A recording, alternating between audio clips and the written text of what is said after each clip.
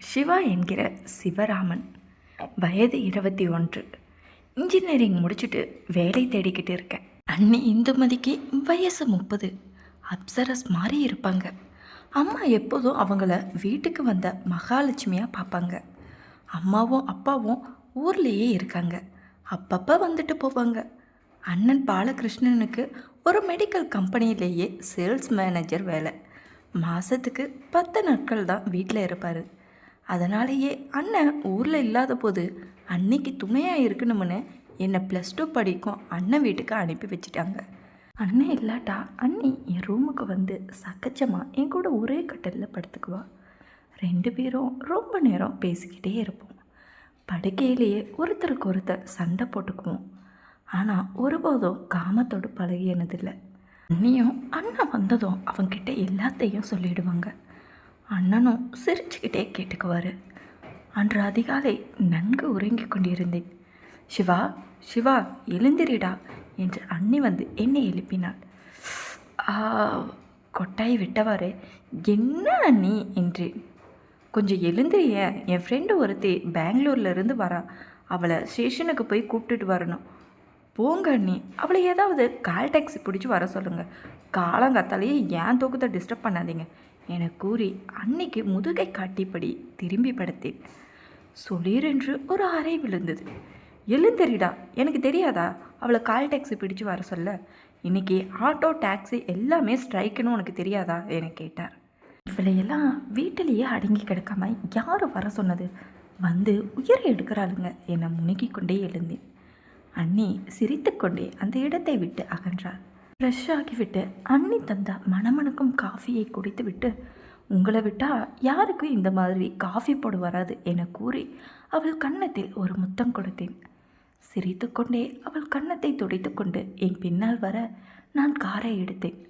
கருமம் பிடிச்சது. அப்போ பார்த்து ஸ்டார்ட் ஆகவே இல்லை. சரிடா, அப்போ நீ மட்டும் 2 வீலரை எடுத்துக்கிட்டு போயிட்டு கூட்டிகிட்டு வா என்றாள் அண்ணி. அண்ணி, அவங்கள நான் எப்படி அடையாளம் கண்டுக்கிறது? போடா, வாட்ஸ்அப்பில் போட்டோ அனுப்புகிறேன், அப்போ ஃபோன் நம்பரை அனுப்புகிறேன். சரின்ட்டு ஸ்போர்ட்ஸர் மாடல் பைக்கை எடுத்துக்கொண்டு நான் கிளம்பினேன். முந்தைய நாள் மழையில் ரோடு முழுவதும் தண்ணீர் நின்று கொண்டிருந்தது. ஸ்டேஷனை நான் அடைந்த போது சற்று முன்னரே ட்ரெயின் வந்து போயிருக்கும் போல. பிளாட்ஃபார்மில் ஒரு சிலரே நின்று கொண்டிருந்தனர். அண்ணி அனுப்பியிருந்த ஃபோட்டோவை எடுத்து பார்த்தேன். ஆள் பார்க்க அழகாக தான் இருந்தாள். கழுதை கூட ஃபோட்டோவில் நல்லா தான் இருக்கும் என நான் சத்தமாக கூறியவரை நான் நிமிர்ந்து பார்க்க அவள் நின்று கொண்டிருந்தாள். நீங்கள் தான் இந்துஜாவா? பை த பை, நான் சிவா. அண்ணி உங்களை கூட்டி வர சொல்லி அனுப்பினாங்க என்று நான் கைகளை நீட்ட அவள் கொர்ரென்று முகத்தை வைத்து கொண்டு, சரி வாங்க போகலாம் என தன் பெட்டியை தூக்கி கொண்டு என் முன்னே நடந்தாள். நான் கழுத கூட நல்லா இருக்குன்னு சொன்னதை அவள் கேட்டிருப்பாளோ என நினைத்தவாறே அவளிடம் பெட்டியை என்கிட்ட கொடுங்க மேடம் என்றேன். கழுதுகிட்டெல்லாம் நீங்கள் பெட்டியை வாங்குவீங்களா என்றால் கோபமாக. சாரி மேடம், நீங்கள் நிஜமாவே கழுதையை விட அழகாகவே இருக்கீங்க என்று கூறி அவள் கையில் இருந்த பெட்டியை பிடுங்காத குறையாக வாங்கினேன். அவள் முகத்தில் எள்ளும் கொள்ளும் வெடித்தது. என்னை திட்டிக்கொண்டே அவள் எனது வலதுபுறம் நடக்க நான் அவளை கூட்டிக் கொண்டு சென்றேன். சிந்துஜா சும்மா சொல்லக்கூடாது. ஆள் செம்ம டக்கராக இருந்தாள். செக்க செவேலென சும்மா தளதளன்னு தக்காளி பழம் போல இருந்தாள். கஞ்சி போட்ட காட்டன் சேலை எஸ்கலேட்டரின் அருகில் வந்ததும் அவளை முன்னால் விட்டு நான் பின்னால் சென்றேன். வாவ், எம்மாடி எப்படி இருக்கா? நான் வருகிறேனே என்று பின்னால் திரும்பி அவள் என் பார்வை போகும் இடத்தை கண்டு அங்கே சேலையை சரி செய்து கொண்டு என்னை முறைத்தாள். நான் பார்வையை வேறு பக்கம் திருப்பினேன். என்னுடைய வண்டி அருகில் வந்ததும் நான் அவளுடைய பெட்டியை அவள் கையில் கொடுத்துவிட்டு பைக்கை ஸ்டார்ட் செய்தேன். இந்துமதி கார் அனுப்புகிறேன்னு சொல்லியிருந்தா என சந்தேகத்துடன் என்னை பார்த்தாள். ஆமாம், கார் ரிப்பேரு, அதனால் பைக்கிலேயே வந்தேன் என்றேன். நான் இதில் எப்படி உட்கார்றது? சீட்டு முன்பக்கமாக ரொம்ப சாஞ்சி இருக்கே. மகாராணி வராங்கன்னு அண்ணி சொல்லியிருந்தாங்கன்னா நான் ரதத்தை கொண்டு வந்திருப்பேன். கோபத்துடன் என்னை முறைத்து விட்டு பின்னால் ஏறி ஒரு பக்கமாக காலை போட்டு என்னிடம் அரையடி தள்ளி அமர்ந்தாள். நான் வண்டியை ஸ்டார்ட் செய்ய அவள் பேலன்ஸை இழந்து சரிந்து என் முதுகின் மேல் மோதினாள். அவளுடையது என் முதுகில் அழுந்து எழுந்தது. வாவ், நிஜமாகவே ஒரிஜினல் தான் என்று எண்ணியபடியே வண்டியை விரிவாக செலுத்தினேன். என்னுடைய வேகத்தில் சீட்டின் சருகியபடியே வந்து என்னை இடித்து அமர்ந்தார். மெதுவாக போக மாட்டீங்களோ, என்னமோ ஃப்ளைட்டில் போகிற மாதிரி தான் நினப்பு என்று என்னை திட்ட நான் வேகத்தை குறைத்தேன். என் நேரம் தேங்கியிருந்த தண்ணீரில் என் பைக் இறங்க அவள் என் மீது அப்படியே சாய்ந்தாள். எனக்கு செம்ம ஃபீலிங்கு. கலட்ரான்ஸ் இதுக்கு தானே அலையிறானுங்க என்று என்னை திட்ட நான் வண்டியை நிறுத்தி, மேடம் நீங்கள் நடந்து வாங்க, நான் உன் பின்னாடி மெதுவாக வரேன் என்றேன். அவள் ஒன்றும் கூறாமல் அமைதியாக அமர்ந்திருக்க வண்டியை கவனத்துடன் ஓட்டி வீட்டை சென்றடைந்தோம். அண்ணி வாசலுக்கு வந்து அவளை கட்டி அணைத்து கொண்டார். சிந்து, உன்னை பார்த்து எத்தனை நாளாஜடி என கையை பிடித்து இழுத்து செல்ல அவள் என்னை திரும்பி பார்த்தபடி சென்றாள். நான் அவளுக்கு பழிப்பு காட்டிவிட்டு என் ரூமுக்கு சென்றேன். அன்று எனக்கு ஒரு இன்டர்வியூ இருந்தது. எனவே அதற்கு தயாராகிவிட்டு கிச்சனுக்கு சென்றேன். அண்ணி சமைத்து கொண்டிருந்தாள்.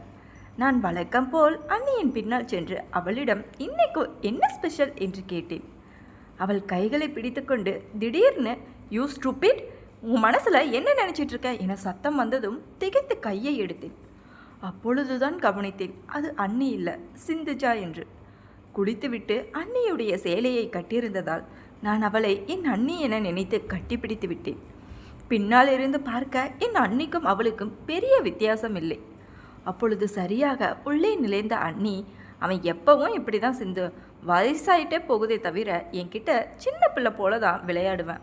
நானுன்னு நினச்சி உன்னை கட்டி பிடிச்சிட்டான், தப்பாக ஒன்றும் எடுத்துக்காத, அவன் ரொம்ப நல்ல மாதிரி என கூற என்னை பார்த்து முறைத்தபடியே சென்றாள் அவள். அவள் தலை மறைந்ததும் வழக்கம் போல அண்ணியை பின்னால் இருந்து கட்டிப்பிடித்தேன். அண்ணி கூச்சத்துடன் நெளிந்து, டே கையை எடுடா, கொஞ்சம் கூட விவஸ்தையே கிடையாது, இப்போ தானே அவகிட்ட திட்டு வாங்கின என என் கைகளை விளக்க, அப்பொழுது அங்கு வந்த அண்ணன், ஏண்டி அவனை திட்டுற, இன்னைக்கு நேத்தா அவன் உன்னை கட்டிப்பிடிக்கிறான் என எனக்கு சப்போர்ட்டுக்கு வந்தார். இதை ஹாலில் இருந்து சிந்துஜா கவனித்து கொண்டிருந்தார். நானும் அண்ணனும் ஒரே நேரத்தில் கிளம்பினோம். அண்ணியும் சிந்துஜாவும் வாசல் வரை வந்தார்கள். அண்ணன் காரை ஸ்டார்ட் செய்ய அது எந்த பிரச்சனையும் இல்லாமல் முதல் முயற்சியிலேயே ஸ்டார்ட் ஆனது. நான் சிந்துஜாவை நோக்க நான் நினைத்தது போலவே அவள் என்னை முறைத்து கொண்டிருந்தாள். நான் தலையை குனிந்து கொண்டு வர அண்ணி என்று சொல்லிவிட்டு கிளம்ப தெருமுனையில் நான் கிளம்பும் வரை காத்திருந்த அண்ணி எனக்கு டாட்டா காட்டினாள். இன்டர்வியூ ஹாலில் நான் அமர்ந்திருந்த போது அண்ணியிடமிருந்து எனக்கு ஃபோன் வந்தது. காலையிலே என்னடா நடந்தது, உன்னை பற்றி சிந்து அவ்வளவு சொல்கிறா, அவங்க சொல்கிறத நம்பாதீங்க அண்ணி, எல்லாம் தற்செயலாக நடந்தது, அதை அவங்க பெருசு பண்ணுறாங்க என்று. சரி சரி, நல்லபடியாக இன்டர்வியூ முடிச்சுட்டு வா, விஷ் யூ வெரி சக்ஸஸ் என வாழ்த்தினாள். இன்டர்வியூ நல்ல முறையில் முடிந்து நான் செலக்ட் ஆனதாக அறிவித்தார்கள். நான் மகிழ்ச்சியுடன் கொஞ்சம் ஸ்வீட் வாங்கி கொண்டேன். நேராக வீட்டுக்கு சென்றேன். சிந்துஜா சோபாவில் அமர்ந்திருக்க அண்ணி அருகில் நின்று கொண்டிருந்தார். மகிழ்ச்சியுடன் அண்ணியிடம் சென்ற நான் அவளை அப்படியே கட்டி அணைத்து தூக்கி தட்டாமலை சுற்றினேன். இதை பார்த்த சிந்துஜா முகம் சுளித்தாள். அவள் வாய் பொறுக்கி என முணுமுணுப்பது தெரிந்தது. ஸ்வீட் ஒன்றை எடுத்த நான் அதை அண்ணியின் வாயில் திணித்தேன். அண்ணி பாக்ஸில் இருந்து ஒரு ஸ்வீட்டை எடுத்து எனக்கு ஊட்ட முயல இதை பார்த்த சிந்துஜா அதிர்ச்சியில் உறைந்து போயிருந்தாள். சிந்துஜாவுக்கு ஒரு ஸ்வீட்டை எடுத்து நீட்ட அவள் வேண்டா வெறுப்புடன் வாங்கி கொண்டாள். சரி அண்ணி, நான் என் ஃப்ரெண்ட்ஸை பார்த்துட்டு வரேன் என வெளியில் கிளம்பினேன். நான் வரும்போது இருட்டி இருந்தது. நேராக ரூமுக்கு சென்று லைட்டை போட்டு செல்லை சார்ஜில் போட்டேன். பாத்ரூம் கதவை திறக்கும் சத்தம் கேட்டு திரும்பி பார்க்க அப்பொழுதுதான் குளித்துவிட்டு என் பாத்ரூமில் இருந்து துண்டை தலையில் கட்டிக்கொண்டு வெளியே வந்தா சிந்துஜா. யூ பொறுக்கி, என்ன தைரியம் இருந்தா ஏன் ரூமுக்கு வருவ என்றாள். அவள் பொறுக்கி என்று திட்டியதும் எனக்கு கோபம் தலைக்கு மேல் ஏறியது. அத்துடன் அவள் என்னை பற்றி தவறாக அண்ணியிடம் பேசியிருந்ததும் சேர்ந்து கொள்ள, என் ரூமுக்குள்ளே வந்துட்டு யாரை பார்த்துட்டு பொறுக்கிங்கிற, பொறுக்கி எப்படி இருப்பான்னு பாருடி என்று அந்த நேரத்தில் ஏற்பட்ட கோபத்தினால் நாங்கள் இருவரும் பெரிய சண்டை ஏற்பட்டது. பிறகுதான் நான் அமைதியாக யோசித்தேன், என் தவறை உணர்ந்தேன். அந்த சம்பவத்திற்கு பிறகு வீட்டில் ஒரு விதமான அமைதியற்ற சூழ்நிலை நிலவியது. சிந்துஜா வெளியில் சிரித்து பேசினாலும் மனதுக்குள் ஒரு சந்தேகம் இருந்தது. சிவாவும் அதை கவனித்தான். ஆனால் அவள் ஏன் இப்படி செய்கிறாள் என்பது அவனுக்கு புரியவில்லை. ஒரு நாள் மாலை பாலகிருஷ்ணன் வெளியூருக்கு வேலைக்காக சென்றிருந்தார். வீட்டில் இந்துமதி, சிவா, சிந்துஜா மூவர் மட்டுமே இருந்தனர். அன்று இந்துமதி மிகவும் சோர்வாக இருந்தார். மாடியில் அமர்ந்து கொண்டிருந்தார். சிவா அவளிடம், அண்ணி நீங்கள் ரொம்ப டயர்டாக இருக்கீங்க, கொஞ்சம் ஓய்வெடுங்க, வீட்டில் இருக்க வேலையெல்லாம் நான் பார்த்துக்கிறேன் என்று சொன்னான். இந்துமதி சிரித்து கொண்டே, சின்ன வயசுலேருந்தே உன்னை நான் பார்த்துக்கிட்டேன், இப்போ நீ என்ன பார்த்துக்கிறன்னு சொல்கிறது சந்தோஷமாக இருக்கு என்றார். இருவரும் பழைய நினைவுகளை பற்றி பேசிக்கொண்டிருந்தார்கள். அப்பொழுது தண்ணீர் எடுக்க வந்த சிந்துஜா அவர்கள் பேசிக்கொண்டிருப்பதை பார்த்தாள்.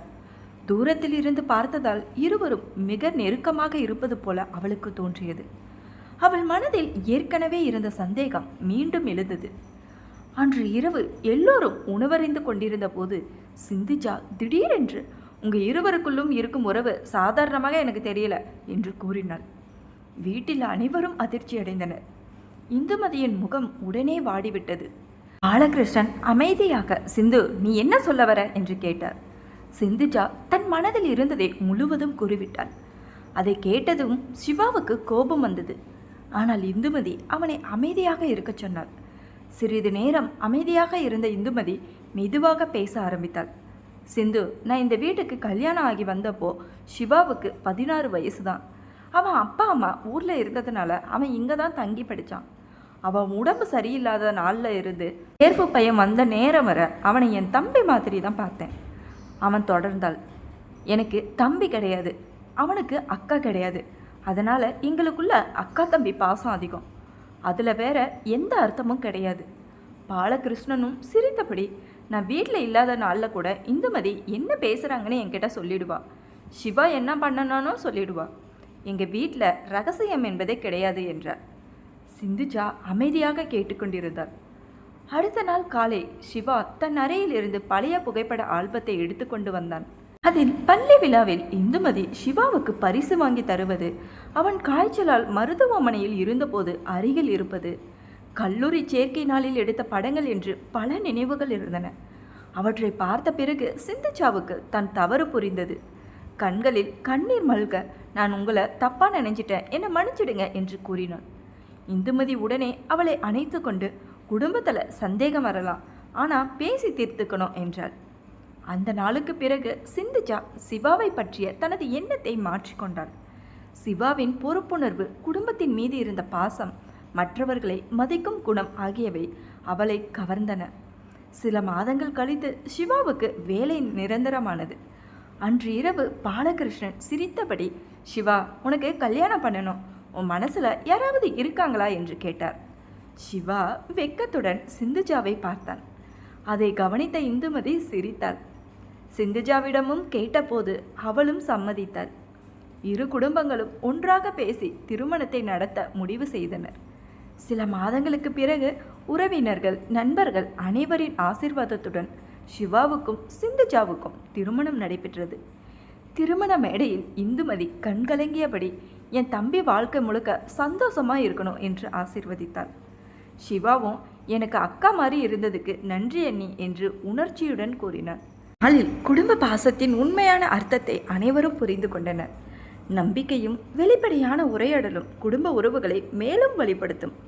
இந்த கதை உங்களுக்கு பிடிச்சிருந்துச்சுன்னா நம்ம சேனலுக்கு சப்ஸ்கிரைப் பண்ணி சப்போர்ட் பண்ணுங்கள் நண்பர்களே, ப்ளீஸ்.